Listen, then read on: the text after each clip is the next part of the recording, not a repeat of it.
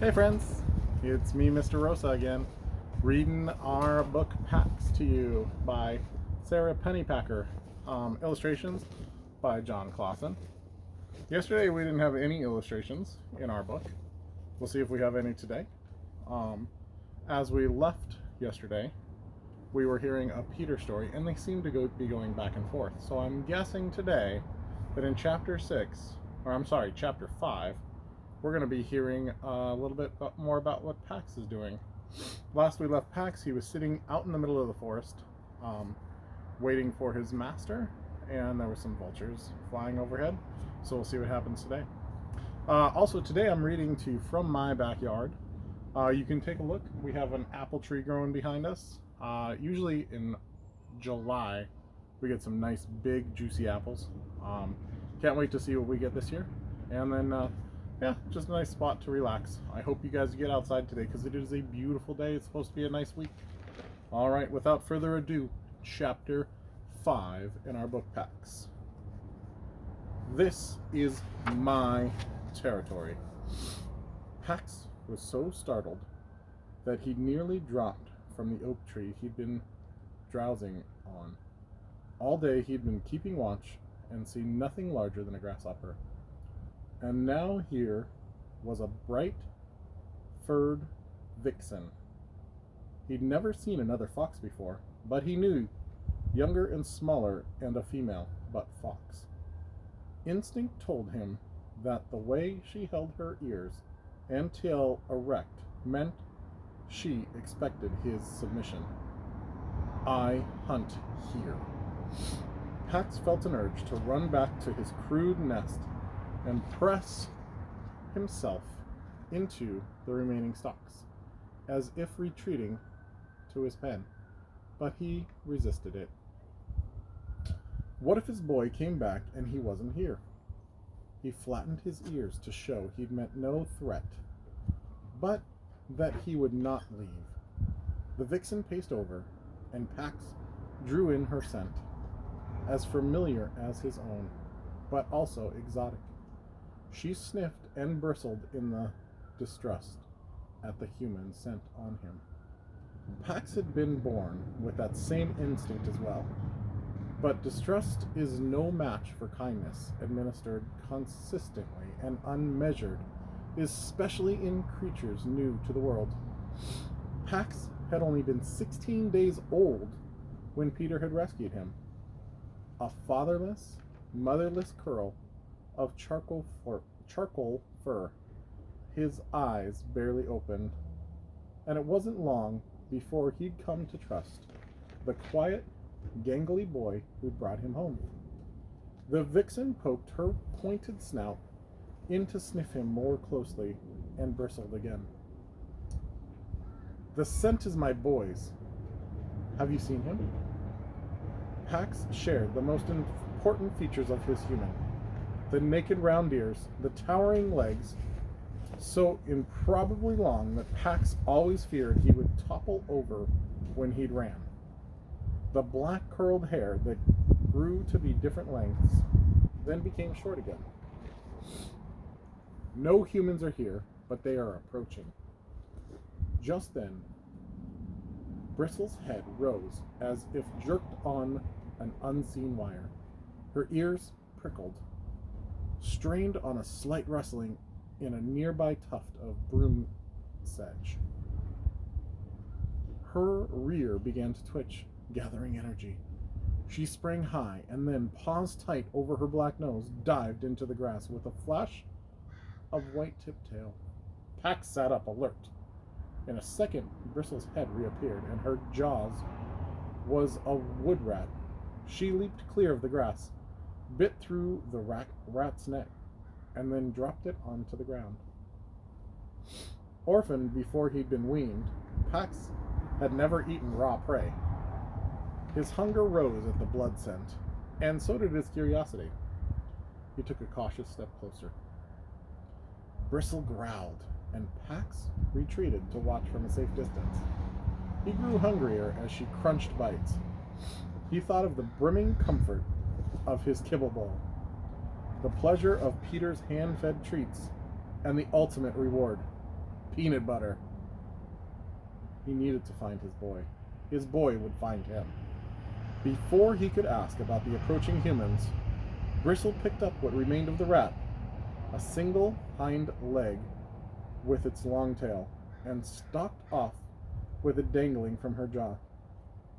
Pax watched as she wove her way between the grass tufts, becoming only flashes of flame and white, leaving. He was swept by the memory of his human's car, roaring away in its stinging spray of gravel. Just before she slipped into a fringe of ferns at the wood's edge, she paused to glance at him over her shoulder. At that moment, a sharp snap from the fallen oak startled her. It was followed by a red streak of fur that hurled from the dry foliage, flew over the weeds, and landed on her back. Pax flattened himself. He could hear the vixen's yips as she scuffled with her attacker, but they sounded more irritated than afraid. He poked his head up. Bristle pounced on a ball of fur and bit it hard. To Pax's surprise, a smaller, skinnier version of herself unfurled at her paws. Pax was stunned. Never had he suspected that foxes might soar like birds, whose swooping arcs were not like any movement he himself could achieve.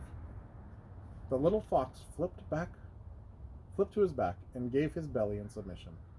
But this only seemed to make Bristle angrier, her chattering now punctuated by jabs and nips. Pax bounded over, overcome by curiosity.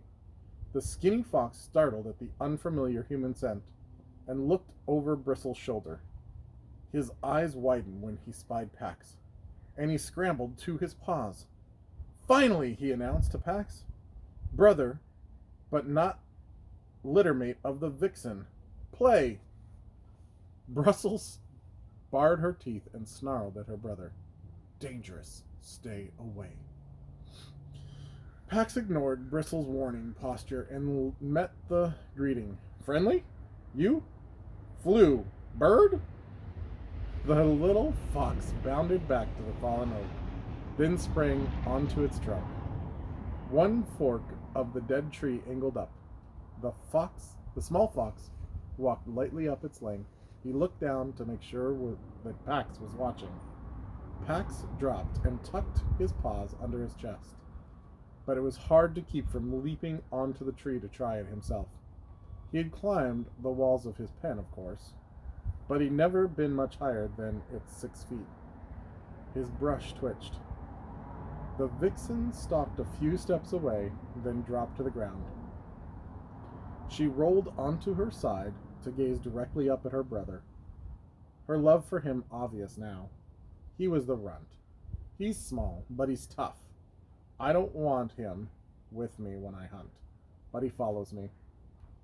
She tossed her head and growled at Pax, as though blaming him for her brother's play. The runty little fox stepped out along the branch, tail poised for balance, then coiled himself and leapt out over the heads of the earthbound foxes.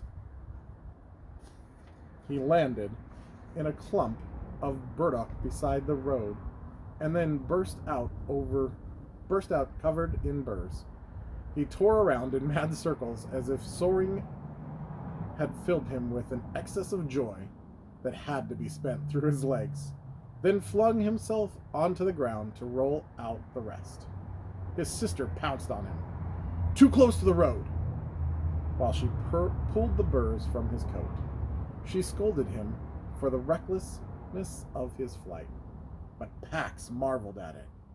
A good 5 full bounds he'd traveled without touching paws to the ground. He would try the feat himself one day. When Runt managed to get to his feet, he lowered his head and nuzzled his sister. She knocked him back to the ground, only mock rough this time, and then sat on him, pinning him down. He struggled a little, but never really tried to upset her, and he protested only meekly when she began to groom him. Pax settled himself a respectful distance away. After a while, her brother now properly subdued and her irritation spent, Bristle retrieved the morsel of rat and dropped it in front of him. She lay down and began to lick her paws, then to clean her face with them. Pax edged closer, so low that his belly brushed the ground. The company of these two young foxes drew him, whether he was welcomed or not. Bristle stretched out in a patch of slanting sunlight. Her damp cheeks glistened like the pumpkin-colored wood of the table where Pax's humans ate their food, brilliant against the white of her sleek throat. Pax looked over at Runt, who was sniffing the spot where Pax had slept. His coat markings were identical, but not as vibrant. His fur was sparse and tufty in places, and his hip bones protruded at sharp angles. He reared back suddenly and pounced in a mock attack. Pax watched as Runt tossed the toy soldier into the air and then pinned it down over and over. He had done the same thing as a kid. He trotted over and joined the game, and Runt welcomed him as though they had played together since birth. Bristle got to her feet. "Bring it here." Her brother ignored her for a moment, but then, as if he'd been judging the limits of his sister's patience, he loped over and dropped the toy at her paws. Bristle issued a throaty rattle at the soldier. "Human, leave it home now," she ordered her brother. Runt leaned into Pax and braced his forelegs. Bristle sprang back to nip at her brother. "He stinks of humans, remember?" Pax was startled by the image she communicated to her brother. Then, a cold howling wind, a matted pair of foxes, struggling with something that reminded Pax of his pen, steel. But with jaws and clamps instead of bars. The steel jaws in the snowy ground were smeared with blood. Bristle tipped her head to assess the sky and sniff the breeze, which she carried the threat of thunderstorms coming from the south. Home. Runt lowered his tail and began to follow his sister. But then he turned back to Pax, inviting him to come as well. Pax hesitated. He didn't want to leave the spot where his humans would return to. But dark clouds were rolling in, and just then, thunder boomed in the distance. He knew his boy would not venture out during a storm. He didn't want to think of getting drenched by the side of the road, alone. He tucked the toy soldier into his cheek and set out after the two foxes. Bristle turned when she sensed his presence. "One night only, human stinker." Pax agreed. He would follow his scent back to the road after the storm. His humans would come for them then. And once he found his boy, he would never leave his side. That is the end of chapter 5, my friends. It sounds like he met some great fox friends, and I want you to comment down below about a time that you met somebody for the first time and what you thought of them. Or just tell me what you liked about the story today. I hope to talk to you soon. Have a wonderful day. Goodbye.